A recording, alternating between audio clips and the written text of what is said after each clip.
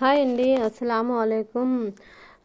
ఇక్కడ బయట కంట్రీలో గురువారం, శుక్రవారం, శనివారం వీళ్ళకి ఈ 3 రోజులు ఏంటంటే చాలా స్పెషల్ అండి ఇక్కడ బయట కంట్రీలో.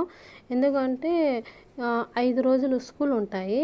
ఇక్కడ స్కూల్ అంటే ఇక్కడ ఉదయం 6 గంటలకి 7 గంటలకు అలా పోతారండి. మధ్యాహ్నం 2 గంటలకి అంటే టైమింగ్ ఉంటుంది, వచ్చేస్తారు. మన ఇండియాలా కాదు, ఉదయం సాయంత్రం దాకా ఉండదు ఇక్కడ.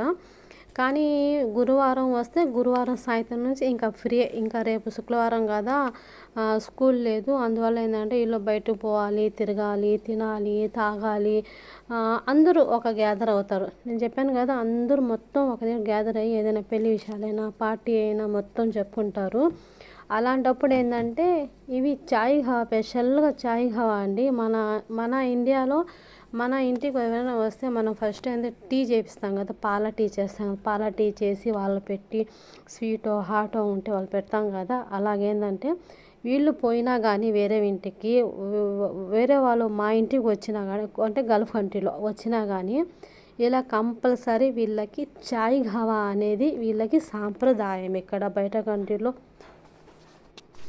వేరే వాళ్ళు పార్టీకి పిలుస్తారు, పార్టీకి రాండి అని. గురువారం అలాగా ఒకరోజు అలా పిలుస్తారు కదా. వీళ్ళు ఏంటంటే ఇక్కడి నుంచి ఏంటంటే మనం పోయేటప్పుడు పళ్ళు, పలహారాలు, స్వీట్స్ అలాగా తీసుకొని పోతాం. మనం ఇండియాలో వేరే వాళ్ళ ఇంటికి పోవాలి, ఫంక్షన్లకి అలా పోవాలంటే, లేకపోతే ఏదో ఒకటి గిఫ్టో లేకపోతే హదియో అలా పెట్టేస్తాము. కానీ ఇక్కడ అలా కాదు. కేక్ ఆర్డర్ చేసింది. ఆ కేక్ వీడియో నేను తీయలేదు, ఎందుకంటే దానిపైన వాళ్ళు ఒకసారి ఫోటో కూడా వేయిస్తారు, చిన్నపిల్లలు కాబట్టి. చిన్నపిల్లల బర్త్డే లేదో అంటే వీళ్ళు బర్త్డే కూడా చేసుకుంటారండి. ఎలాగంటే ఇంటి వాళ్ళ కోసమే, పక్కన వాళ్ళు పిలిచి అలా ఇంట్లో వాళ్ళ ఫంక్షన్ కోసం అలా చేసుకుంటారు.